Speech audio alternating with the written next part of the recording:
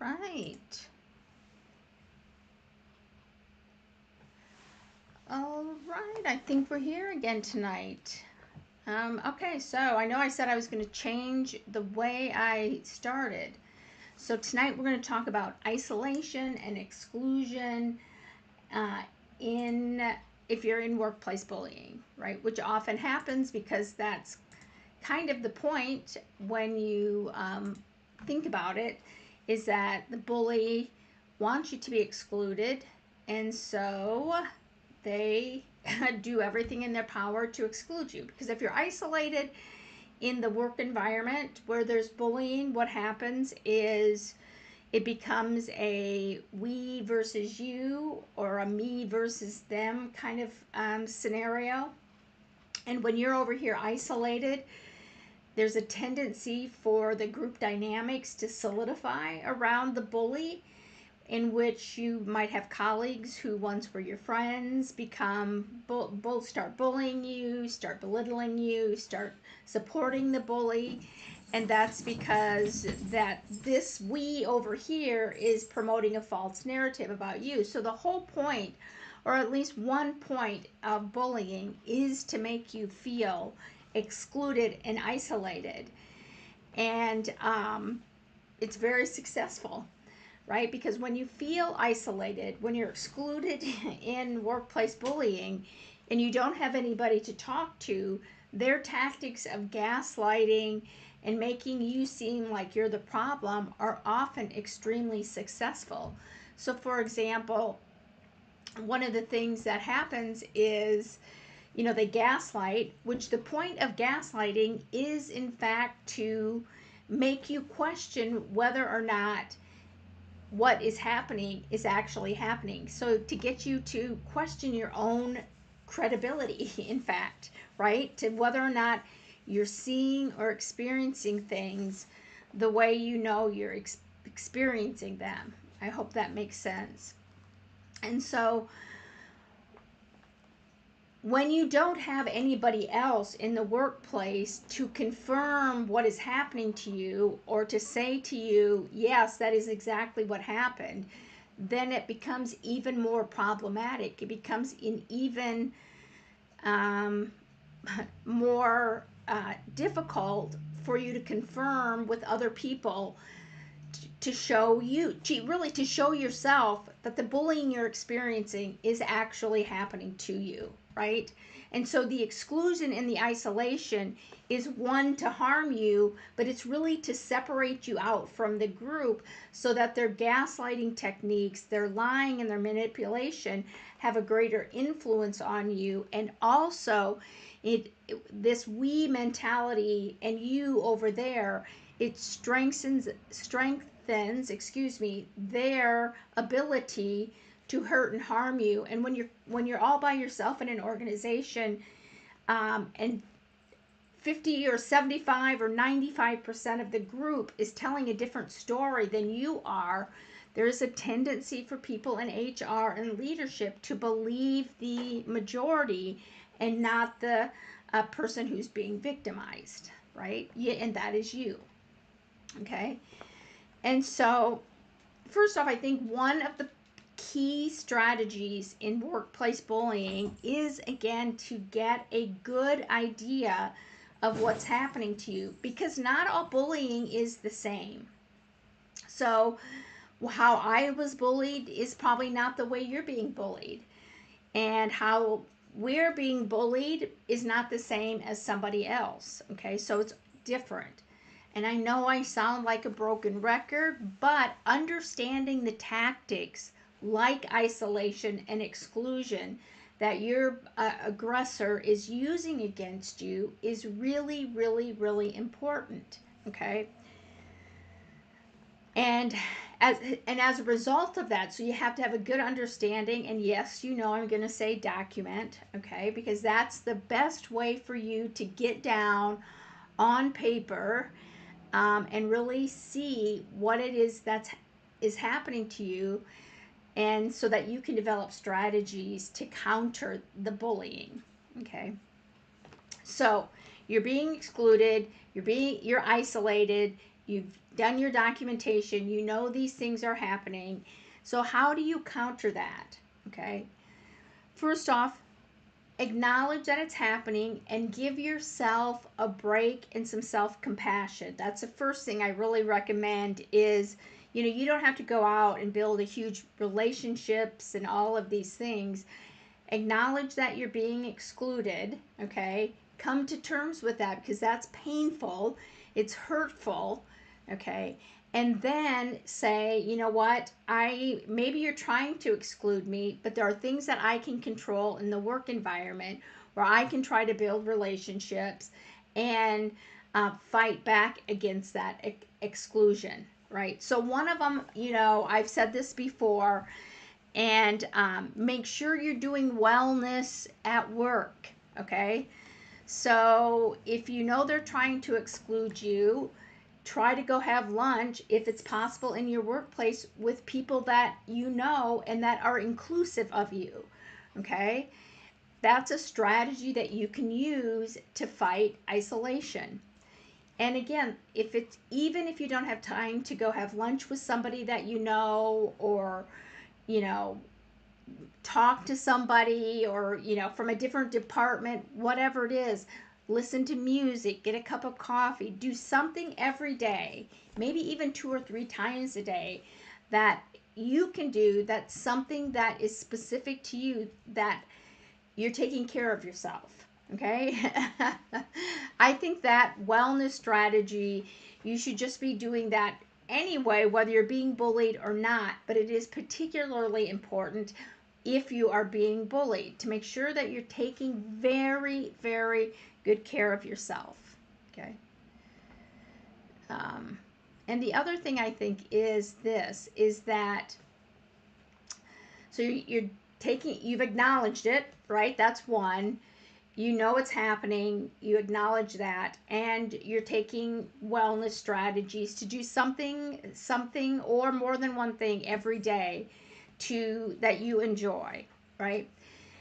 The other thing is try to strengthen your connections with people in the workplace, right?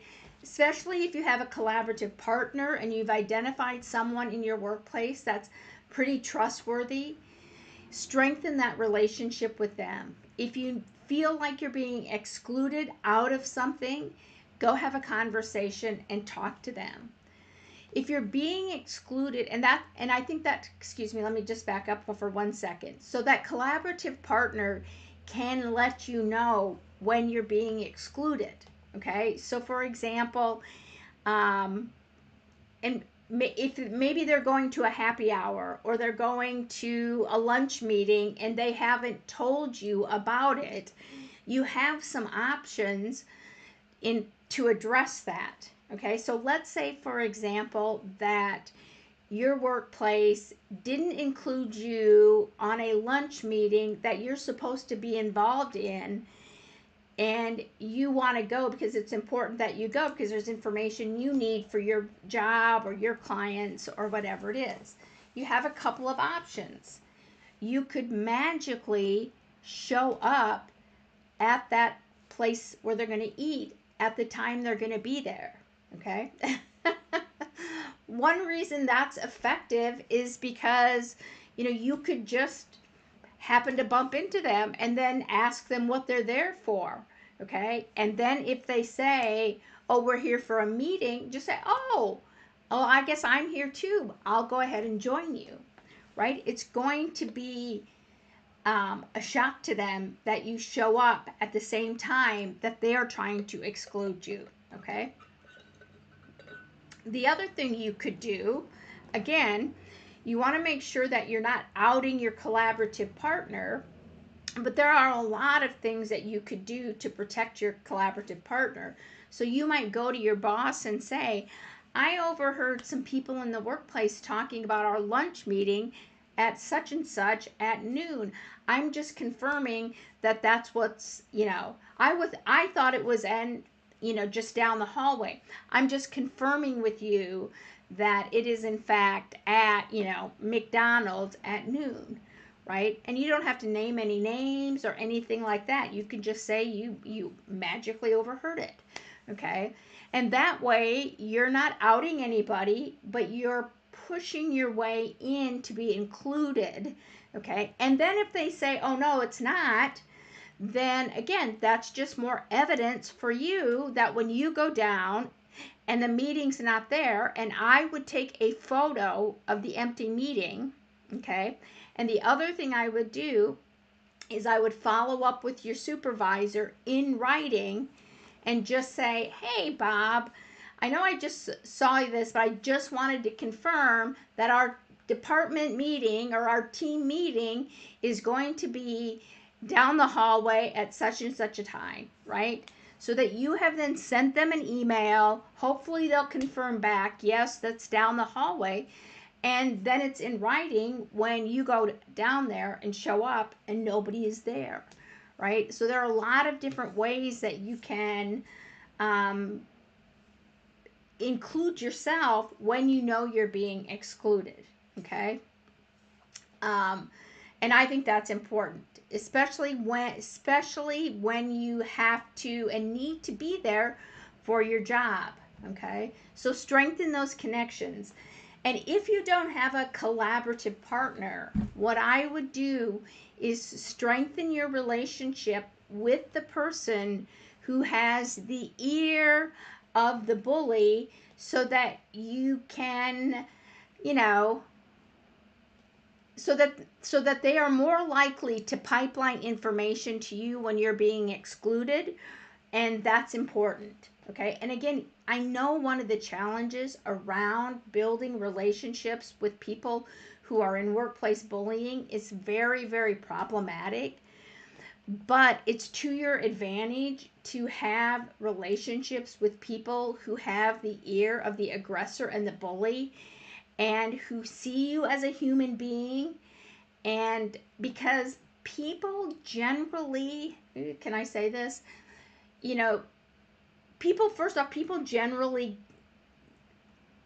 will give information without really thinking about whether or not they should be giving the information, especially when you get somebody talking and you're able to throw in a question about something that you know you're being excluded on and you want to pull information. So you have to weave it in and out of that conversation. So that's why building those relationships, and maybe it's not even building relationships isn't the best necessarily term for it, but it's getting to know that person so you can small talk with them about what they like. And then as you're doing that, weave in questions about the workplace of information that you know you need that you might be being excluded from. Does that make sense? Okay. So there's a lot of things that you can do, and I know it's hard to be nice to people who are stabbing you in the back. Just put your armor on and try to do the best that you can. It can feel icky sometimes, but again, remember, you're there trying to protect yourself. You're trying to make sure that you have access to the information that you need to do your job. Okay. And I know what that feels like to be excluded. I was never included in anything when it came to, like, they would have holiday parties and go to happy hour and do all sorts of things, and I was never included in that. And that was a little bit hurtful, but I also sort of looked at it like I didn't really want to socialize with those people.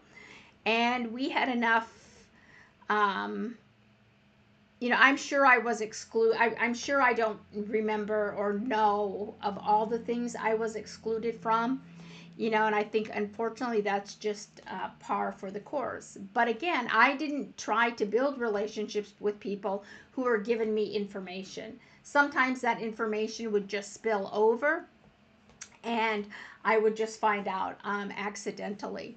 But I don't think it hurts to build those relationships and to figure out, once you kind of know what you're being excluded from, you can be hyper vigilant about trying to figure out when certain things are happening so that you can have access to that information and be there and they won't expect it. Okay. The other thing I think too, again, coupled with this idea that you're going to build relationships, right? Or you're trying to build connections with people who can provide you with what you need and information, okay, is that you want to try to become more visible in the workplace, okay? And I think we've talked about this in different ways as well, is, you know, again, if you've done something that's impressive, make sure that you let people know that you've done it, right? So I think one tendency we have when we're being bullied is to try to become invisible. We're being excluded, we're being isolated, and if I become invisible, they won't see me and then they won't bully me, okay? But that's not really going to happen. They already are bullying you, okay? And so the less visible you become may in fact be just the opposite. They may in fact want to bully you more, right? Because they think you're trying to disappear and make yourself small. You don't need to make yourself small. You don't need to make yourself be small or feel small. You are not. Okay? You are not what they are doing to you. Okay? They want you to feel small. Don't buy into that. Okay? Do what you can to show how great you are in the workplace. So make sure that you reclaim your power through visibility. When you've done something, let people know about it. Okay? And I think share your successes. You can do that via email. You can do that in, just in general conversation or in meetings. Okay? Make sure people know when you've had a success. Now, I'm not saying that you have to go around and toot your horn or all of those things, but you want to make sure that people know a different side to you, because what they're hearing from the bully, and many times, again, they're confirming in the workplace what the bully has said, that you're not doing your job, that you're terrible at what you do. By sharing your successes, you're building connections and having people see you in a different way.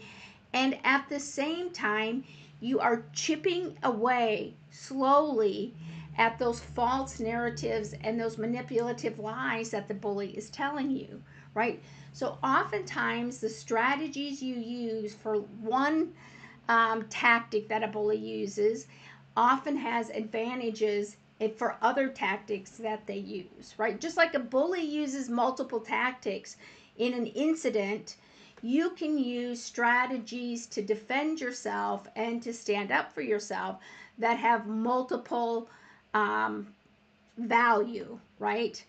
And so I hope that makes sense, okay? And I think it's important that you do those things to counter what the bully is saying about you, okay? Now, if you can't, now I know, again, every place is different. Again, if you don't have anybody, a strategic partner, or excuse me, a collaborative partner in your department or your unit, try to find someone outside, okay? And to do things cross-departmentally, okay? And that can be sharing your successes, okay? So one of the things that happens in workplaces is people talk. Okay, they talk about what's happening, so you might tell somebody in another department, and then that trickles back to the people in your department. Okay, so don't be afraid to go outside of your unit or your department to build relationships with people who can be collaborative partners, who can be pipelines for information to help you be not be excluded and isolated. Okay, so there's a lot of different strategies that you can use to deal with isolation and exclusion. Okay, and I also think it's really important for you to build a mantra of self-talk strategies that you can pull and use from during the day, because it is painful when you find out and you know you've been excluded.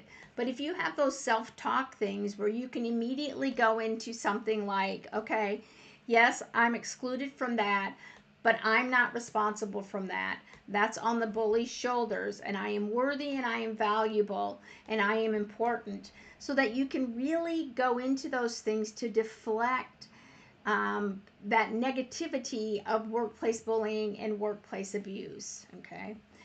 So anyway, so those are some strategies I think that are really good to help with dealing with isolation and bullying. And those strategies actually came out of a guide that I'm working on called Tactical Advantage: Self-Defense Strategies to Combat Workplace Bullying, which I will be putting out on Amazon hopefully early next week. But it is a guide that has a bunch of different strategies and tactics to counter what the bullying is doing. So it's to counter that abuse. Okay, so if you're interested in, let me know. I would love to be able to share that information with you. And, at some point, I'll probably be giving out some free copies of that. If you're interested, let me know. So, next week, I thought I had my topic up, but I think we will be talking about, um, how can you deal with bullies? Let me see. If when they are professionally, when they are so unprofessional. And I think that also is, we want to maintain integrity and maintain our professionalism, but it's very, very hard in a workplace bullying situation. So I do want to just wrap up with a couple of things. I know, like, at least here in the United States, things have been pretty tense. I know also I talked about a few lives ago about the increase in incivility here in the United States. I mean, it's millions of incidences of incivility that people are experiencing every day. And unfortunately, given sort of the political nature and the divisiveness here in the United States, those that incivility and workplace bullying are going to increase. That's what I predict. Right? And as a result of that, that means that people are going to be more emboldened in the workplace to say whatever it is, and bullying could likely increase and get worse for you. And so I just want you to be aware that it's bad now, but those incidents of incivility and abuse, right, and workplace bullying are very likely to increase and get significantly worse. So if that happens, one of the things, you don't have to be isolated. You're not on your own. Okay, I know what it's like to feel bullied. You can reach out to me anytime. You can, send me a message here on Facebook or on YouTube or wherever you're at, and just say things are getting bad, and we can just have a small conversation if you'd like on Messenger to talk about what's happening to you. One of the things that I think is so problematic is that you're not reaching out to people who can help and support you, because I know that, again, and I know this from my own experiences, there's a lot of shame and guilt around workplace bullying for a couple of reasons. One, that's what they're telling you, and you might have family and friends who are telling you that you're the problem, and then you begin to internalize those things. You begin to internalize what the bully starts to say about you, and then you become, then it is just extremely, extremely, it's much more painful. And I want to tell you that you're not the problem. Okay, the bully is the problem in your organization who's not taking care of it. Your organization who's not keeping you safe and protecting you.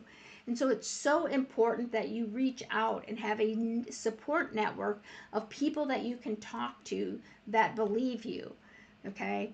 All the time that I was bullied, the only person I know for a fact who believed me were a couple of people that I worked with, right? My family and friends thought I was crazy.